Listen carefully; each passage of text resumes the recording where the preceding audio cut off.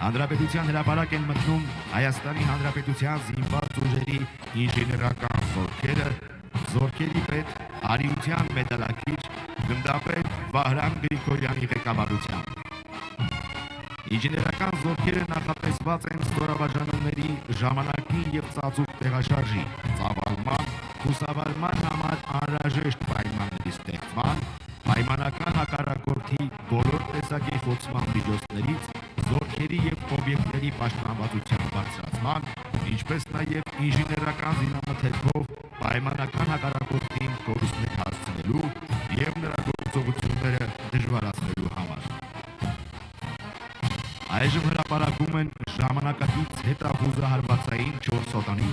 գայլ ռոբոտային համակարգերը, որոնք տարբեր կլիմայական եւ բարդ ռելիեֆային պայմաններում Հայաստանի Հանրապետության բանակի զինվորի հետ ունակ են իրականացնելու տարբեր բարդության, հետախուզման, հայտնաբերման, թիրախի տարբերակման, կրակային աջակցման, ինչպես նաեւ զինամթերքի եւ այլ անհրաժեշտ միջոցների մարտի դաշտ հասցնելու խնդիրներ։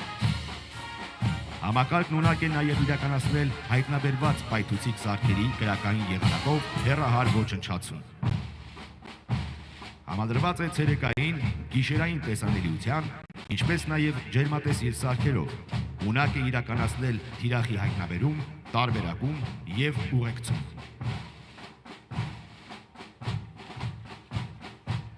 Հաշվի առնելով ժամանակակից պատերազմների բնույթը եւ տարբեր հակամարտությունների ընթացքը, ներկայումս տարբեր պետությունների բանակներն անցնում են արհեստական բանականությամբ օժտված եւ հեռակառավարվող ռոբոտացված միջոցների, որոնց կիրառումը մարտի բարդ պայմաններում զուգորդում կամ փոխարինում է զինվորին։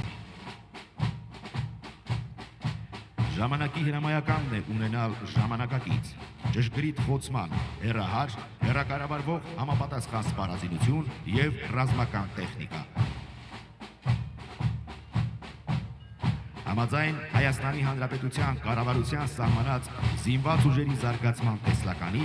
վերջին տարիներին զգալի քայլեր են կատարվել բանակի զինանոց նարդի տեխնոլոգիաներով եւ սպառազինությամբ համալրելու ուղղությամբ։